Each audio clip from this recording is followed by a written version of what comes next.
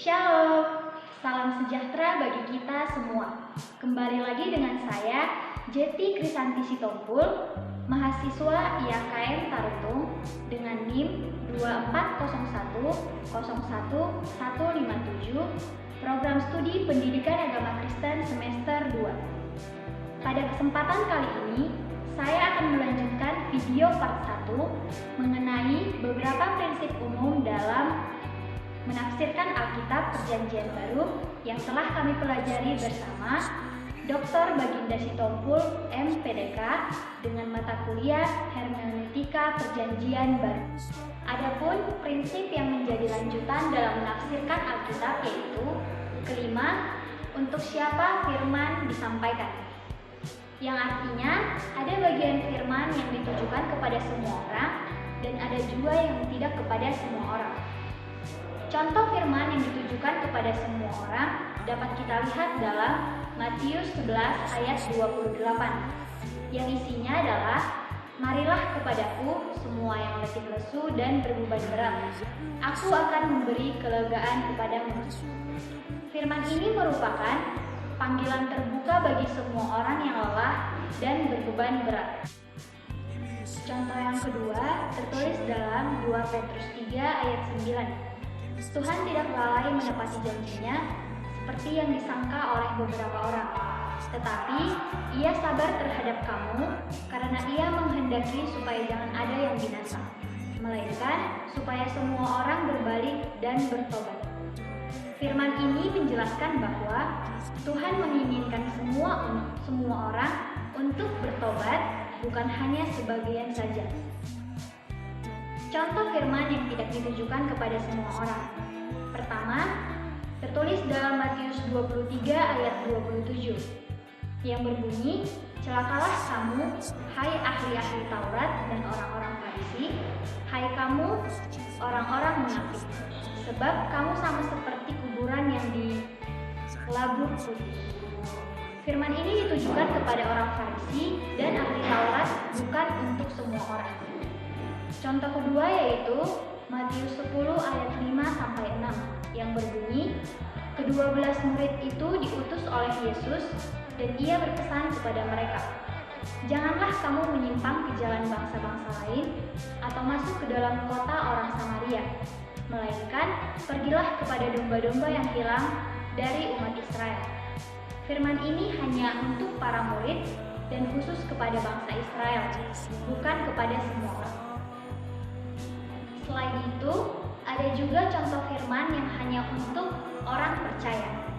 Contohnya yang tertulis dalam Roma 8 ayat 1 yang berbunyi, "Demikianlah sekarang tidak ada penghukuman bagi mereka yang ada di dalam Kristus Yesus." Firman ini hanya berlaku untuk orang yang ada di dalam Kristus, yaitu orang percaya. Contoh lainnya tertulis dalam Filipi 4 ayat 13 yang berisi, "Segala perkara dapat kutanggung di dalam Dia yang memberi kekuatan kepadaku." Janji kekuatan ini hanya bagi orang percaya yang hidup dalam Kristus, bukan untuk semua orang.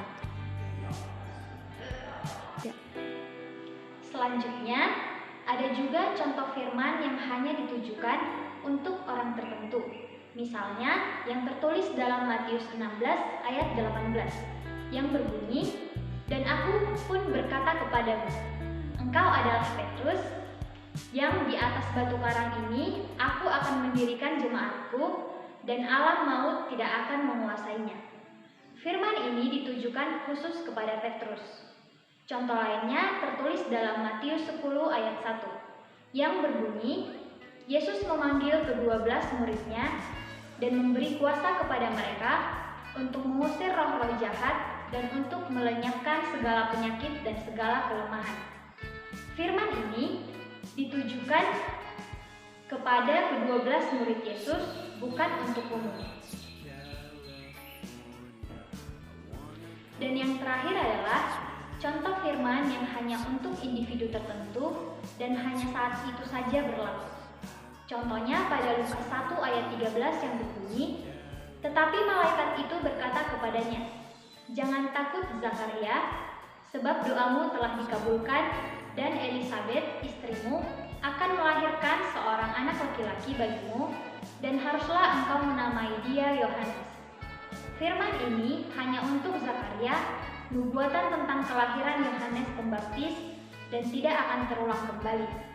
Contoh kedua, Lukas 1 ayat 30-31, yang berisi, kata malaikat itu kepadanya, "Jangan takut hai Maria, sebab engkau beroleh kasih karunia di hadapan Allah.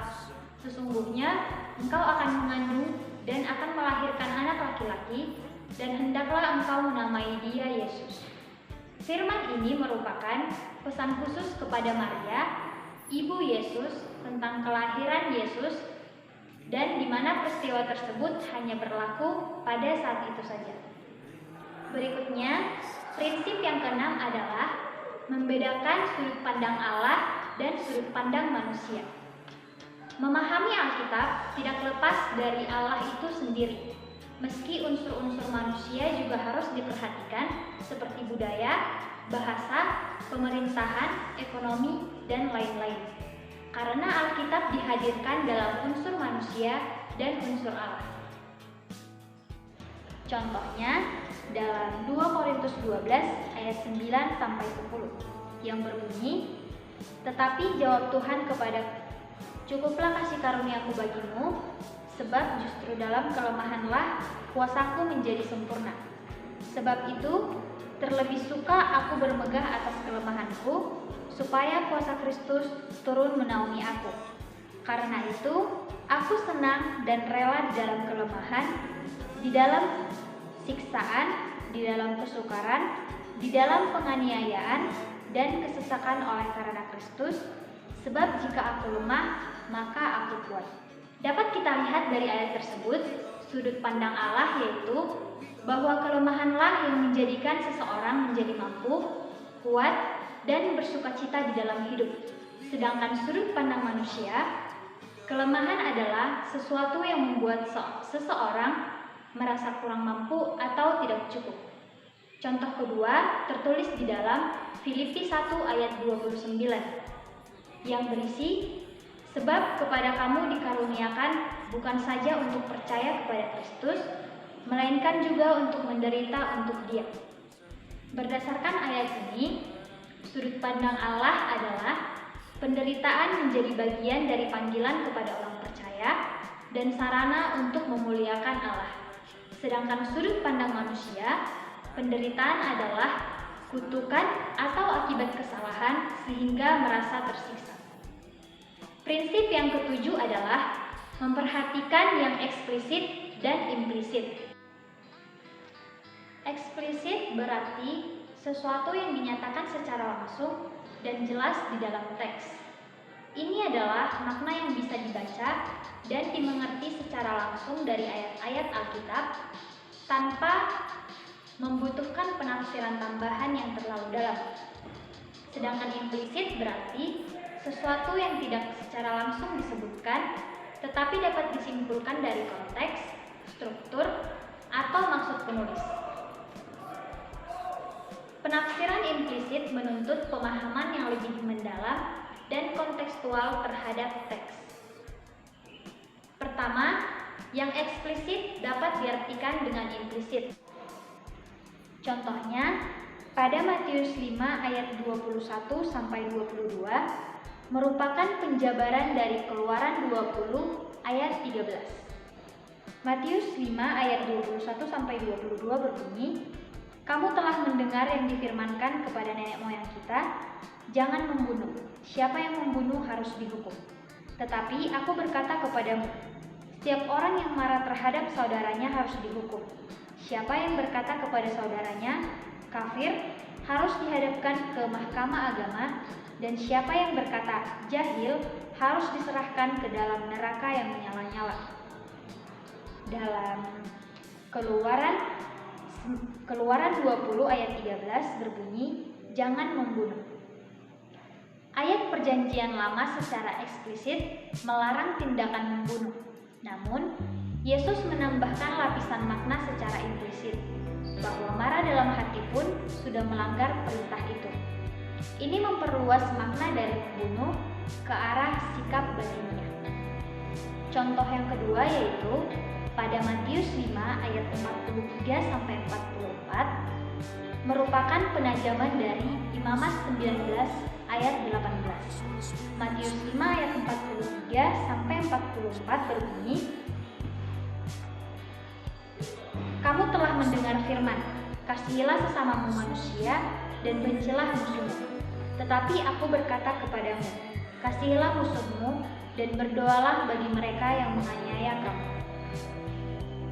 Dalam Imamat 19 ayat 18 berbunyi, "Janganlah engkau menuntut balas dan janganlah menaruh dendam terhadap orang-orang sebangsamu, melainkan kasihilah sesamamu manusia seperti dirimu sendiri.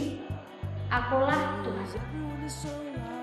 Imamat tidak menyuruh membenci musuh. Itu adalah tafsir budaya Yahudi saat itu. Yesus mengoreksi secara implisit bahwa kasih seharusnya juga untuk musuh, meskipun Perjanjian Lama tidak mengatakannya secara eksplisit. Kedua, banyak hal harus dipahami secara implisit. Contohnya, pada 1 Korintus 6 ayat 19 sampai 20 yang berbunyi, "Atau tidak tahukah kamu bahwa tubuhmu adalah bait Roh Kudus yang diam di dalam kamu, Roh Kudus yang kamu peroleh dari Allah, dan bahwa kamu bukan milik kamu sendiri. Sebab kamu telah dibeli dan harganya telah lunas dibayar. Karena itu, muliakanlah Allah dengan tubuhmu." Makna implisitnya yaitu Alkitab tidak secara eksplisit melarang narkoba, alkohol, atau gaya hidup yang tidak sehat.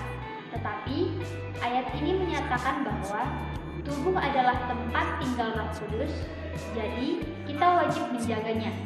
Maka menyalahkan tubuh sama saja dengan tidak menghormati Tuhan. Contoh lainnya yang tertulis di dalam Filipi 4 ayat 8, "Jadi akhirnya saudara-saudara, semua yang benar, semua yang mulia, semua yang adil, semua yang suci, semua yang manis, semua yang sedap didengar, semua yang disebut kebajikan dan patut dipuji, pikirkanlah semuanya itu."